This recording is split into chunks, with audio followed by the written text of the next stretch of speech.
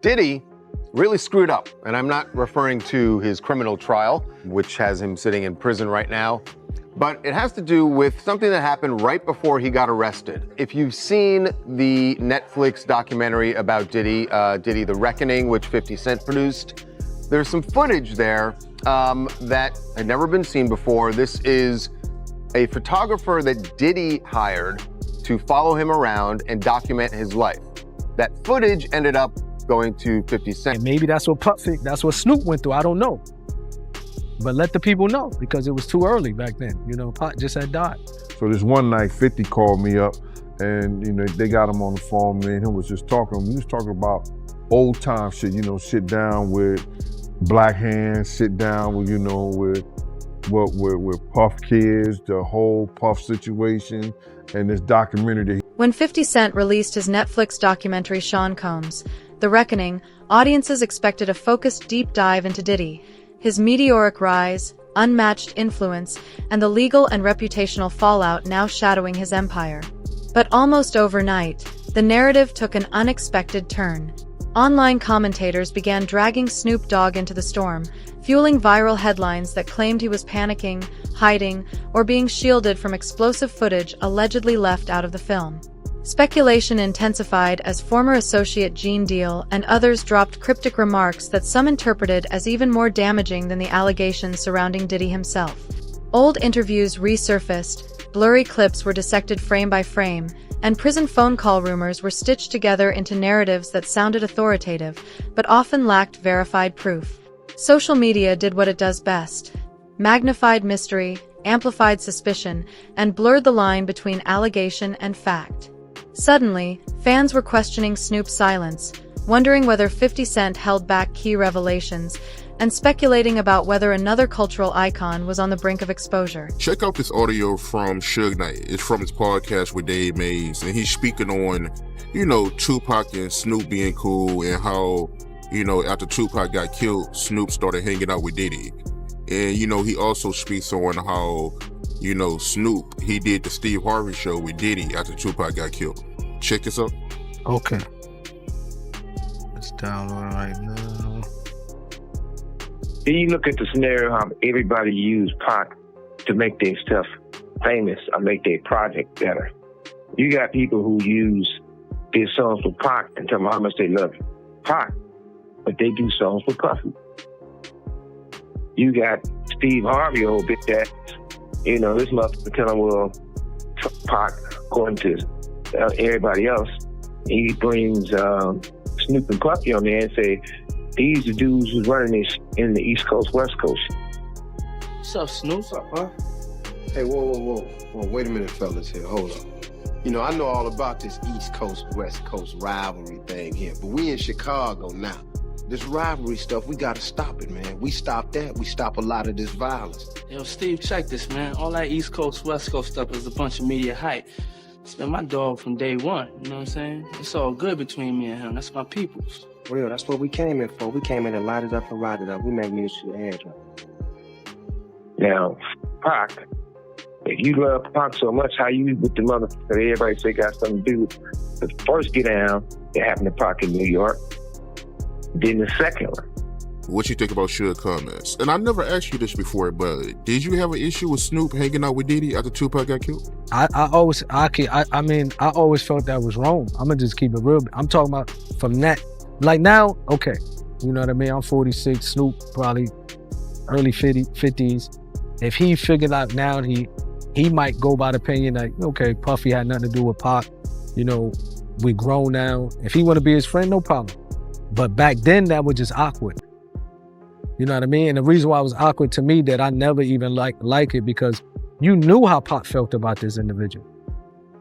You know what I mean? Even if you don't agree with him, you probably could have said, you know what, I probably ain't gonna come out, you know, publicly with this because until things clear up. So I really know I could be certain that, you know, they didn't have nothing to do with Pac. But it's like, it was no, you know, okay, it is what it is. So that I never really respected that back then. So you had an issue with it, you didn't like it? Never really liked it. It just was a strange look because you was Pac boy. You know what I mean? Puffy, you know, it's clear they had some issues with Pac. And Pac died and all of a sudden you chilling with Puffy. Back then, it just, okay, now you can say what you want. You go all grandfathers, I guess. You know what I mean? That's different now. But back then, I think it was weird. It was tasteless. You know what I mean? It didn't seem like you really had that much love for Pac. You could have just, you know what I mean? Unless he pressured them or like questioned Puffy, like, yo, what's up with this? What's up with that? Then you could say, you know what I mean? No problem. Snoop Dogg's name does not appear in any court filings, federal indictments, or criminal charges related to Diddy. Yet online, he began trending alongside some of the most serious allegations in the case. The driving force behind that surge wasn't documented evidence, but historical proximity. Snoop has spent more than 3 decades in the music industry, crossing paths with figures like Suge Knight and nearly every major power player during hip-hop's most volatile era. In the wake of the documentary's release, former associate Gene Deal became one of the loudest voices online, hinting in interviews that certain individuals were nervous because not everything made the final cut. That single insinuation ignited a wildfire. Rumor-driven channels ran with claims that 50 Cent intentionally withheld explosive footage and protected names to avoid detonating the entire industry. Snoop, highly visible and historically connected to both coasts, became an easy focal point. Old interviews resurfaced. Archived prison clips of Suge Knight were reposted and reframed. Unverified stories about alleged flash drives linked to Kim Porter were repeated as if they were established fact. In the frenzy, the internet built a narrative where silence was treated as confession and association was treated as complicity. Like I believe somebody mentioned that they seen a video with me and the dude Prodigy or one of the dudes from My Deep, as if I was with. They don't know the backdrop of that. I went to his hotel room ready to fight. Like, bro, I'll fight everybody in that room one-on-one. Even if I lose, it doesn't matter. The Outlaws was with me. My homie Tiny, the Mexican homie, was with me. I didn't go there and say, let me get in a video with these guys. I went there knocking on their door, doom, doom, doom. Tell them dudes to come out. What's up with y'all? What's up with you and Pac? You got a problem with Pac? Because we could just fight like man to man, face to face, and then shake hands. That was my approach with them. But when they told me they didn't have no problem, I don't mind being with you. You know what I mean? I don't mind shaking your hand because they told me they had love for Pac. So that's different. You know what I mean? If he come out and say, well, I already, I questioned Puffy about it. I believe that he didn't, he loved Pac. That's my opinion. I can move the way I want to move. So when people try to, I noticed somebody, I think on your page do that, well, Napoleon was in the video with Mobb Deep. They don't know how I got in that video with Mobb Deep. You know what I mean? I pulled up on him but I'm the type of person, I never been a bully type of person. You know what I mean? If I talk to a person like a man and they tell me face to face, look, I got love for Pac, I'm comfortable to know if I can look in their eyes and if I believe what they said, I have the right to say, okay, no problem, I believe you. You know what I mean? And maybe that's what Snoop went through, I don't know. But let the people know because it was too early back then. Pac just had died. You know what I mean? Like he had the right to say, the reason why I'm rolling with Puffy, I questioned him about my homie, he gave me this answer. So then he did what he had to do, but it just, you know what I mean? I never really agree with that, to be honest. The same way I couldn't be on the stage with him. When they wanted to do that tribute, I just couldn't do it. Like, I really felt in my heart, like, man, I can't believe this. This is exactly where the real danger begins. When proximity starts replacing proof, the conversation shifts from documented truth to manufactured suspicion. And in moments like these, the loudest voices are almost never the most reliable.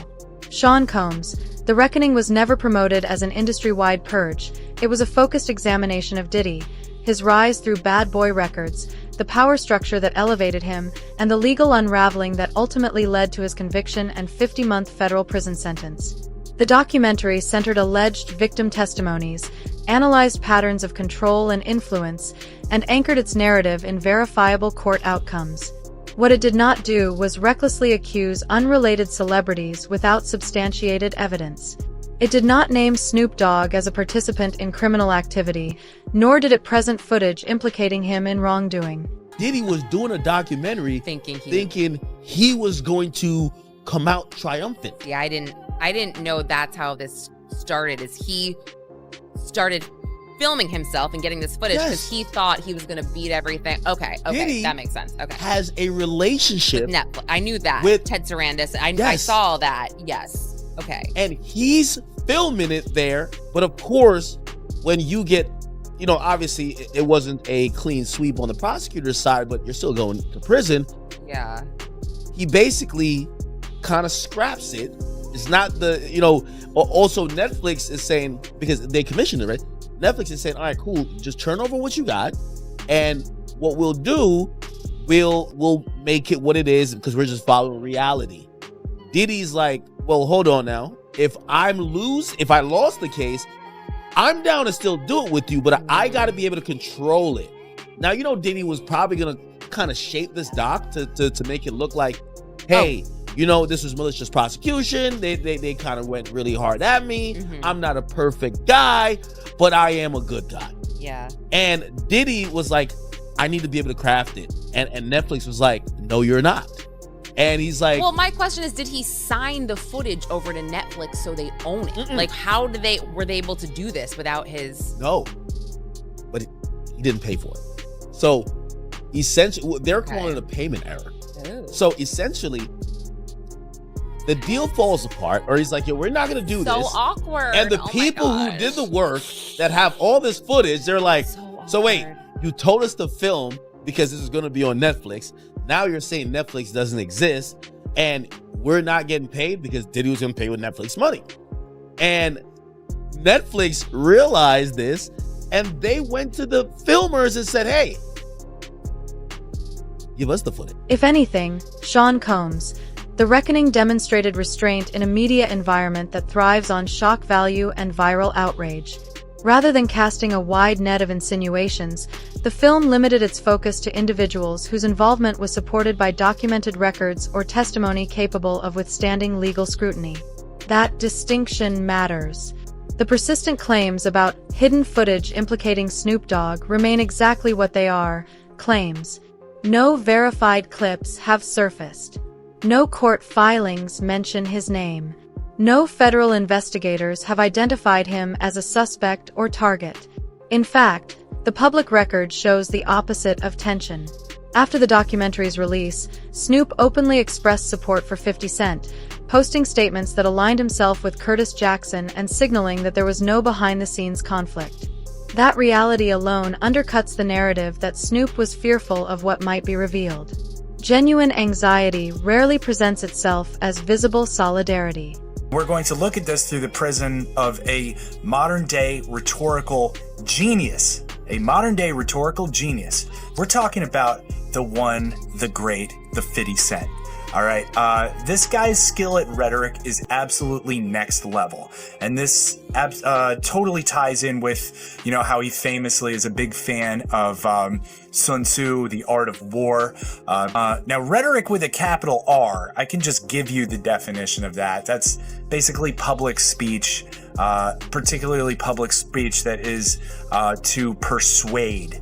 Any persuasive public speech is rhetoric, right? Now, we kind of break that down into two subcategories of rhetoric with a lowercase r and dialectic. Rhetoric is essentially everything else, and really what moves the needle with like 97% of people and 100% of groups, okay, is in fact rhetoric with the lowercase r. So again, stuff like this 50 Cent is an absolute master of. Basically, he dropped this doc, this 50, this Sean Puffy Combs doc, and it's just kind of set the internet on fire. It's beating out Stranger Things. Like, it's a wild ride to watch, right? And one of the things that he does is he breaks down Diddy's character on Diddy's own terms. One of the most frequently repeated talking points centers on testimony from Courtney Burgess, who claimed to possess flash drives allegedly connected to Kim Porter and containing images or videos of celebrities in compromising situations. From there, online commentators did what they often do. They filled in the blanks, inserting high-profile names like Snoop Dogg without verified proof. But critical context is routinely ignored.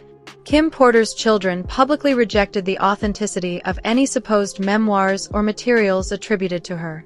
Federal authorities have not confirmed the existence, contents, or evidentiary value of the alleged drives.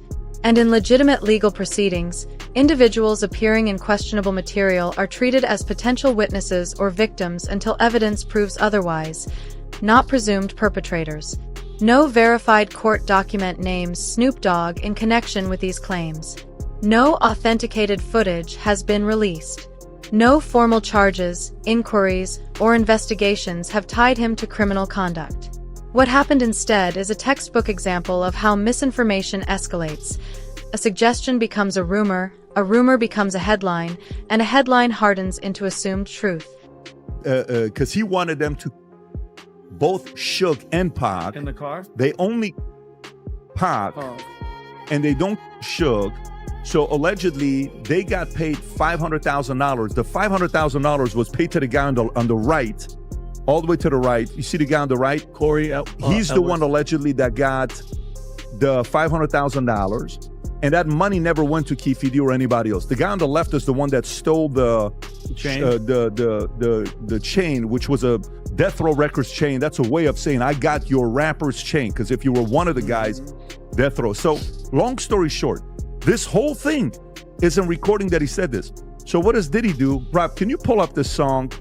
It's a song called Black Rob, featuring Mark Curry and Mario Winans. If you can just type in lyrics, okay? So he gets $1 million. Can you go to the lyrics? And Diddy's in the lyrics when he gets started. Go a little bit lower. Boom. Can you type in the word in there, Rob? Nice guy. Type Control F, nice guy. Okay, right there. Look at it. It's 1999. No more Mr. Nice Guy. Been nice too long. I'm just gonna start making y'all blank disappear. Man, first I'm gonna take your records off the radio. Then I'm gonna erase your social security number. Take your birth certificate out flies. I'm gonna do your whole effing family. Ain't nothing but mercy. And then, by the way, in the lyrics, he says, I'll drop $1 million on your head to erase you. Can you type in, I'll drop $1 million, just put Control F. Just go to Google and type this out. I'll drop $1 million on your head. I'll drop $1 million on your head and just put Diddy next to it. Right there. See, it says Black Rob. What song came up? Phrase. I'll drop $1 million on your head. Erase you and your whole family, biatch. Wow. He's saying it in the song on what he did to get rid of Tupac. What an idiot. Over the years, Suge Knight has publicly accused Snoop Dogg of betrayal, hidden knowledge, and even involvement in the tragic events surrounding Tupac Shakur's death.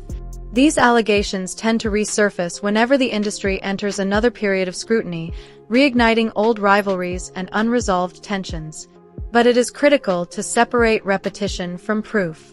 Knight has made many of these claims while incarcerated, often during high-profile interviews that generate headlines precisely because of their explosive nature. Snoop Dogg has repeatedly and unequivocally denied the accusations, characterizing them as bitterness-fueled narratives rooted in long-standing personal and business conflict.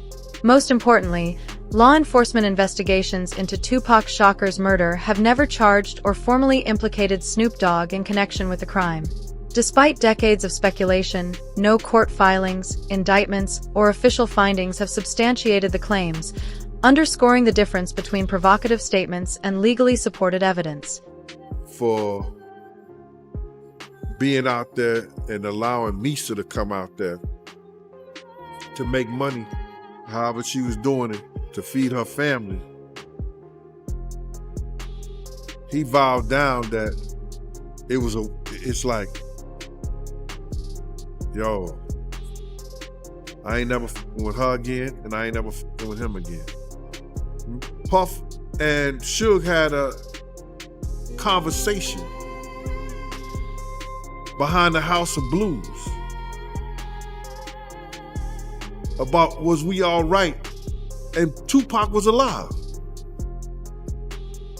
Tupac wasn't dead.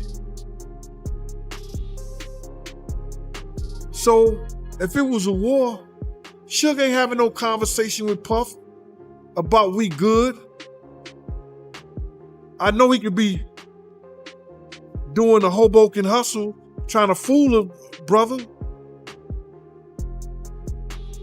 But had he killed my man or something like that, I wouldn't have no conversation with Puff. I'd been like, yo, you know what y'all niggas done? You know what happened? And it wasn't no conversation like that, brother. It wasn't no conversation whereas that, you know, Suge made Puff feel like, I'm gonna get you a payback for what happened to Jake. This was more so that Puff, for whatever reason, Suge, for whatever reason he was mad at Puff, and Puff, for whatever reason he was mad at Suge, it was between them two. It wasn't no whole East Coast wanted the West Coast dead, and the West Coast wanted East Coast to dead, because they still was going out, still chilling, still at places with each other. It was Bad Boy, and it was Death Row. It wasn't no East Coast and no West Coast. West Coast dudes were still coming out on the East Coast getting love. East Coast niggas were still going out on the West Coast getting love. It was Bad Boy versus Death Row. And that's what it was, bro. And it was because of the two CEOs. But Suge tried to straighten it out. I gotta get at the Suge. The Death Row East Coast, the Death Row East was going to bring in Eric B.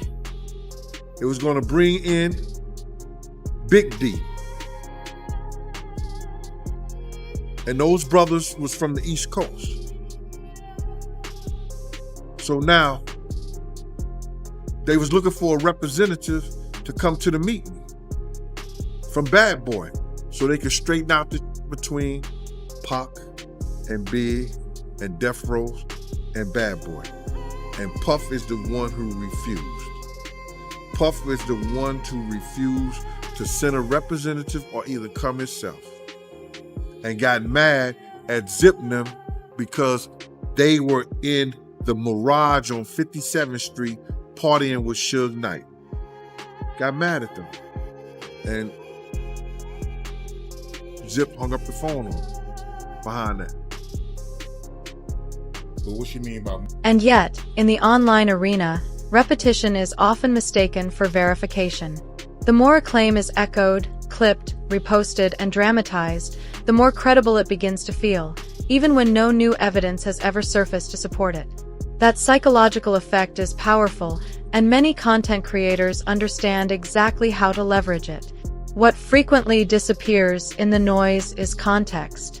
The relationship between Suge Knight and Snoop Dogg fractured decades ago, unraveling amid documented business disputes, personal tensions, and public feuds following the Death Row era. Allegations made within the shadow of that history demand scrutiny, not automatic acceptance. Recycling the same accusations today does not strengthen them with new proof, it simply amplifies their volume. And volume, no matter how loud, is not the same thing as validation. So, I don't know where you get all the extras from, but they had a conversation at the hospital and all that.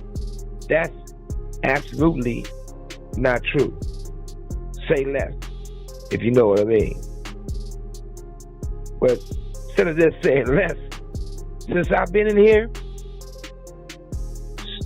Snoop and other people been having people trying to bail the guy out, keep you D because he talking too much. Raising them trying to do stuff for Puffy because they say he talking too much. They even had somebody talk to me and say, hey, you can help him get free. I said, look, I don't have nothing to do with none of that, and I'm not leaving prison to go to nobody county jail. To the point they were saying, well, you can't leave and sacrifice a little bit in the county jail to stop that black man from getting life? Hell no. I ain't wishing bad on him at all, because I don't want to see nobody go to prison. And like I told you last time, since I find out more details about certain things, I probably would go to the Vegas County Jail if me and Keefy D with Sellies. We have a good conversation after I give him, 6 upside his head, another 6 in his body, and another 2. But yeah, that's definitely didn't happen with Snoop didn't go to the hospital. That's a lie. Another viral talking point claimed that Snoop Dogg suddenly went silent after the documentary's release, but that narrative collapses under even minimal scrutiny. His social media activity never stopped. He continued posting about music, business ventures, and daily life, and he even publicly showed support for 50 Cent. The illusion of disappearance was built on selective observation, a classic case of confirmation bias, where anything contradicting the preferred storyline is simply ignored. There were no frantic statements, no deleted accounts, no retreat from the spotlight. Instead, Snoop remained focused on his expanding business portfolio, including his leadership at Death Row Records. While silence can sometimes signal strategy, in this instance there wasn't even silence, only a calculated decision not to amplify rumors unworthy of response. Just got out the gym, doing my workout boxing. Shug, you right. History would repeat itself. Cause nigga, you wasn't the only nigga in the room, nigga. You wasn't by yourself. It was other people in the room too. I'm not gonna say no names cause like you said, we don't talk. So why you on here talking? Let that go, man. And as far as Snoop and Corrupt writing my album, you ask them niggas that. Them niggas ain't wrote my album. Corrupt helped me with Do You See? Snoop helped me with This DJ. Other than that, everything else I wrote. So that's where you wrong at again. And as far as the tough guy, do you recall when we was at the World Club and it said Death Row and NWA? Who fired on that? Me. When you was at the Comedy Store, fighting that little buff ass at the Comedy Store, who saved your motherfucking ass? Me and C-Style. So what have I done to you? For you to launch out at me? Look, don't get mad at me, man. I ain't never done nothing to you. I wasn't signed to you. So the difference between Snoop Dogg and Diddy in this moment is not fame, influence, or cultural impact. It is evidence. Diddy's conviction followed years of investigation, sworn testimony, documented findings, and a legal process that culminated in a 50-month federal prison sentence. By contrast, the narrative surrounding Snoop Dogg is built not on indictments or court records, but on association, recycled claims, and online speculation. Federal updates as of December 2025 reflect no charges, no indictments, and no active criminal cases naming him. That distinction is critical. In an era where powerful figures are increasingly being held accountable, a lack of law enforcement action is not evidence of protection, it is evidence of insufficient proof. The industry may be shaking under scrutiny, but not everyone who feels the tremors is culpable. And when rumor is confused with reality, it doesn't strengthen accountability, it undermines it precisely when truth matters most. In a documentary, there's a couple things I'll share with you guys on what I took away from it. But Rob, maybe share the clip on how he got access to some of the footage of the documentary. Is this the one, Rob? Yep. Go for it. How did you get that footage of Diddy? I figured most journalists would not disclose their sources. Does he know y'all have this in the doc? I would doubt he knows. So when this airs, that'll be the first time that his legal team, Diddy, that everybody knows that this footage is now seeing the light of day. Perhaps. Combs' team firing back in a statement to NBC News, saying the Netflix so-called documentary is a shameful hit piece and that they relied on stolen footage that was never authorized for release. His team sending a cease and desist to Netflix. Okay, so that doesn't mean it's not true. Of course. But they relied on stolen footage, okay, is what they relied on. And then they ask about the history of 50 and him, issue that they've had. What's the one you just pulled up, Rob? This is where they talk about the feud, and then I also have 50 Cent talking about Diddy's reaction to the documentary. Yeah, that's so funny. That is so funny. But watch this one here. Go ahead, Rob. How do you respond to people who say that it's more about the disdain that you have for Sean Combs than it is for giving the victims a platform? What they consider a pre-existing beef, right, for 20 years, right, is me being uncomfortable with him suggesting that he takes me shopping, or I looked at it like it was like a tester. Like, maybe you'll come play with me type of thing, right? And it's not personal. I think it's important to also let people know that the show is not completely the perspectives of people that did not like Sean. We weren't trying to just get the highlights, the salacious details, that the real goal was to storytell. And not everyone needed to have an allegation to be a part of this project. Yeah, I mean, so that's that part, right? The fact that the feud with the two of them, hey, let me take you shopping. Like, you say that to a girl in 50s, like, what are you talking about? Take me shopping. How do you have a flip of mind? You want to take me shopping? And then last but not least, Rob, the other clip you have of 50 is talking about how he thinks Diddy's going to like this documentary. Go ahead, Rob. If Sean Combs watches this, what do you think he's going to feel? Like, wow, this is amazing. I think he's going to say this is the best documentary I've seen in a long time. She can't even hold it. Because you'll see people saying that. I mean, he may feel a different way about pieces and bits of it, but he knows the truth. I think he'll see the truth in it. Right now, Snoop Dogg finds himself at the center of one of the internet's most predictable cycles, where mystery morphs into accusation, decades-old rivalries are repackaged as fresh evidence, and speculation is amplified until it feels like fact. But when you peel back the dramatic thumbnails and reaction-driven headlines, the reality is far less sensational. There is no verified footage, no criminal charges, no confirmed investigation, and no sudden disappearance. The louder narrative isn't about Snoop panicking, it's about how quickly suspicion spreads when a powerful figure like Diddy falls, and how anyone who once stood nearby can become guilty by association in the court of public opinion. As the fallout continues and legitimate developments unfold, the real question isn't who the internet wants to target next, it's whether documented truth will ultimately outweigh viral rumor. Will evidence lead the conversation, or will speculation continue to hand down verdicts before facts ever enter the room?